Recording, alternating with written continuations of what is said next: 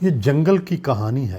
جنگل کا اپنا دستور اور اپنی ہی لڑائیاں ہیں۔ کچھ سال پہلے تک شیر جنگل کا بادشاہ تھا، مگر ہاتھیوں کی ریوڑ اور شیر میں ایسی مخاصمت پیدا ہوئی کہ شیر کی بادشاہی جاتی رہی اور چیتے کو جنگل کے تخت پر بٹھا دیا گیا۔ ابھی تک خدشہ پایا جاتا ہے کہ جنگل کے جانور بادشاہ کے حامی ہیں اور جب کبھی ووٹ پڑے جنگل کے بڑے حصے میں شیر کو زیادہ ووٹ ملیں گے۔ شیر پرانی قدروں اور طریقوں سے سیاست کرتا تھا۔ اس کا حکومت چلانے کا انداز بھی روایتی تھا۔ چیتا پھرتی کا قائل ہے۔ اس نے شیروں کے قبیلے کے ہر سرکردہ کو سلاخوں کے پیچھے بند کر رکھا ہے۔ جنگل کی سیاست میں توازن ہاتھیوں کے ہاتھ میں ہے۔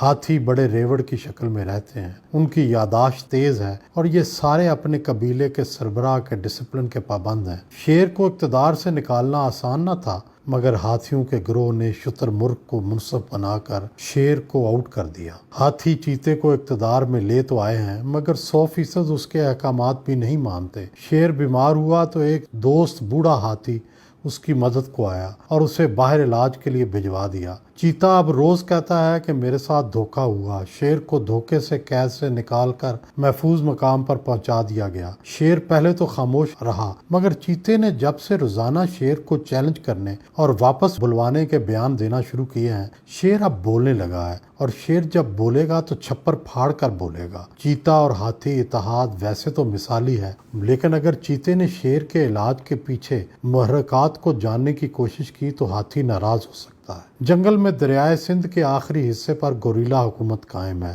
چیتے کی خواہش اور کوشش کے باوجود اس حکومت نے اپنے جزیرہ نما کو محفوظ کر رکھا ہے۔ گوریلوں کا اصل سربراہ بوڑھا گوریلا ہے، جو تجربے کی بھٹی سے گزر کر کندن ہو چکا ہے۔ وہ چھوٹے گوریلے کو تیار کر رہا ہے، لیکن گوریلا بھی چیتے اور شیر سے براہ راست مقابلے کے لیے تیار نہیں ہے۔ البتہ ایک دو بار اس نے چیتے کو للکارا ضرور ہے۔ بارشوں کی تباہی نے گورولے کی حکومت کو مشکل میں ڈالا ہے، لیکن اب ہاتھی اور چیتا بھی مدد کو پہنچ گئے ہیں، کیونکہ اس حوالے سے سارے جنگل میں بے چینی تھی۔ جنگل کی واحد بندرگاہ معاشی مرکز بھی ہے۔ اس کے حالات خراب ہوئے تو سارے جنگل کی معیشت خراب ہو جائے گی۔ چند روز پہلے جنگل میں منگل کا سماں تھا۔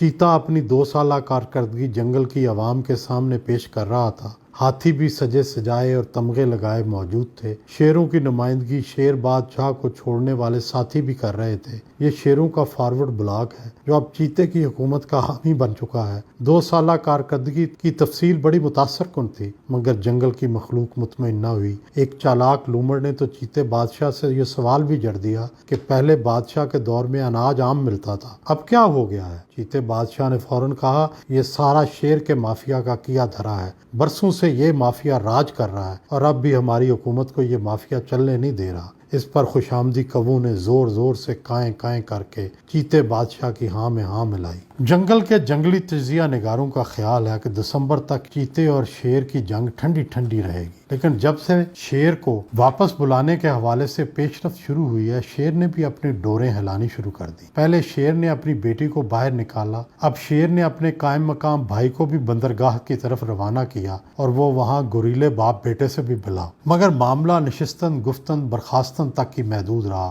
اصل میں شیر کا قائم مقام ہو یا بوڑھا گوریلا، دونوں اقتدار کی راہداریوں کو خوب سمجھتے ہیں۔ وہ ہر وقت ہاتھیوں کی سوچ کو سونگتے رہتے ہیں۔ ان دونوں کی خواہش ہے کہ ہاتھی اور چیتے ایک صفحے پر نہ رہیں۔ جب یہ ہوگا تبھی حکومت کی تبدیلی کی راہ ہموار ہوگی۔ دراصل سابق بادشاہ شیر کو علم ہے کہ ستمبر اکتوبر میں ہاتھیوں کے دستے میں 8 اہم تبدیلیاں ہونے والی ہیں۔ ان تبدیلیوں کے بعد ہی نئی منصوبہ بندی ہوگی اور طے ہوگا کہ آگے جا کر جنگل میں کیا ہوگا۔ جنگل کے عام حالات بڑے عجیب ہیں۔ آج کل شتر مرغ فیشن بڑا مقبول ہے۔ ہر جانور غیر مطمئن اور بھوکا ہے، مگر شتر مرغ کی طرح اپنی گردن ریت میں دبا کر گزارا کر رہا ہے۔ سفید اور کالی دھاری والے دریائی گھوڑے آمادہ بغاوت ہوئے۔ انہوں نے پوری جنگل میں منادی کی، جلوس نکالا۔ ایسے لگا کہ چیتے کی حکومت ہل گئی ہے، مگر پھر چالاکی سے دریائی گھوڑوں سے وعدے وعید کر کے رخصت کر دیا گیا اور اب شاید وہ وعدے بھی بھلا دیے گئے ہیں۔ جنگل کے ارد گرد کے بیرونی حالات بھی تیزی سے تبدیل ہو رہے ہیں۔ سابق بادشاہ شیر کے زمانے میں بھی